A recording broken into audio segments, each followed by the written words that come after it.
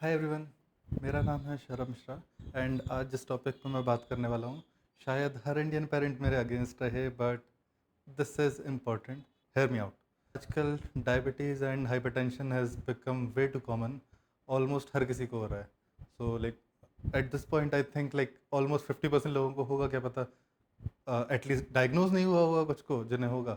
बाकी ज़्यादातर लोगों को तो है ही। एंड लोगों ने इतना ज़्यादा नॉर्मलाइज कर दिया है उस चीज़ को कि डायबिटीज़ और लाइक हाइपरटेंशन, ब्लड प्रेशर तो सबको ही होते हैं। It is not normal and इससे नॉर्मलाइज करने की ज़रूरत है भी नहीं। आई एम नॉट सेइंग कि आपका डायबिटीज़ सही हो जाएगी या हाइपरटेंशन सही हो जाएगा। I am not a doctor. So but I can tell you a few things जो कि आपकी हेल्प करेंगी टू मेंटेन इट एटलीस्ट। आपका और बढ़े ना सिचुएशन और वर्सन ना हो एटलीस्ट, या जो आपकी लाइफस्टाइल है, क्वालिटी ऑफ लाइफ इंप्रूव हो at least. Okay. And may be अगर आपको है नहीं तो प्रिवेंट हो। द फर्स्ट थिंग इज़, अगर आपके पास मसल मास रहेगा आपकी बॉडी पर, तो it makes it easier for your body to digest sugar. And sensitivity आपकी इंक्रीज़ करता है इंसुलिन के लिए। मसल मास आपके शुगर को प्रोसेस कर पाएगा ढंग से। अगर आपको ब्लड प्रेशर का इशू है, आपका हार्ट कार्डियोवैस्कुलर थिंग्स में भी एरोबिक एक्सरसाइजेस आप जितनी ज़्यादा करेंगे आपका हार्ट उतना हेल्दी रहेगा। तो हाइपरटेंशन मैनेज करने में हेल्प करेगा वो। जितना ज़्यादा एफिशिएंट होता है उतना अच्छे से ब्लड प्रेशर रेगुलेटेड रहेगा। So muscle mass and heart health, both of these are important. अगर आपने लाइफ में कभी वर्कआउट नहीं करा है, you can just start off with walking. But remember one thing, walking is not workout. Walking सिर्फ आपको हेल्दी रखने के लिए, ओके ओके रखने के लिए ठीक है। बट आप अनलेस यू आर ओवर 60, आपको पूरा पूरा रिलाई नहीं करना चाहिए वॉकिंग पर। You should do strength training क्योंकि मसल मास इंपॉर्टेंट है। When people start getting older, like 50 60 approach करते हैं जैसे, उन्हें सपोर्ट की ज़रूरत पड़ती है। मे बी खड़े होने के लिए चेयर पकड़ के खड़े हो रहे हैं, या ज़्यादा देर तक खड़े नहीं रह पा रहे हैं, पैर दर्द हो रहे हैं। these are the things, or these are the symptoms of you not being able to hold your own body weight, क्योंकि आपके पास मसल मास नहीं है कुछ भी आपको सपोर्ट करने के लिए। ओके। मसल लॉस वैसे भी होता है एक एज के बाद, 30s के बाद ग्रेजुअली मसल लॉस होने लगता है हर ईयर। बट अगर आपके पास ऑलरेडी कम था तो वो लाइक नॉन एग्जिस्टेंट हो जाता है। ओके। अगर आप मसल मास थोड़ा बिल्ड करके रखोगे तो आप कम होते होते लाइक उस पॉइंट पर आओगे जो आपका ठीक है, मैनेज करने लायक रहेगा। अगर आप वर्कआउट करोगे, मसल मास रहेगा और आप हेल्दी रहोगे तो आपके इंजरी होने के चांसेस भी कम हो जाते हैं। जनरली जो ओल्डर लोगों को बहुत जल्दी स्प्रेन आ जाता है या बहुत जल्दी फ्रैक्चर हो जाता है, वो चीज़ें भी कम होंगी।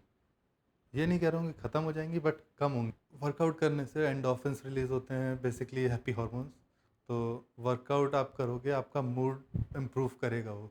Sweating a bit in your entire day is good for you. And rather than lying around watching TV or reading newspaper, if you break a sweat, it will be good for you. There is one more thing. This is my personal opinion. You can agree with it, you can agree to disagree. What I believe is everyone needs an addiction in their life. It could be any kind of addiction.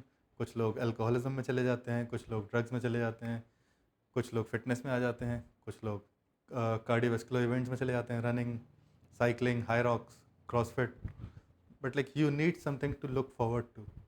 अगर आपको improvement का addiction नहीं रहेगा या improvement का नशा नहीं रहेगा तो you will start going back in life.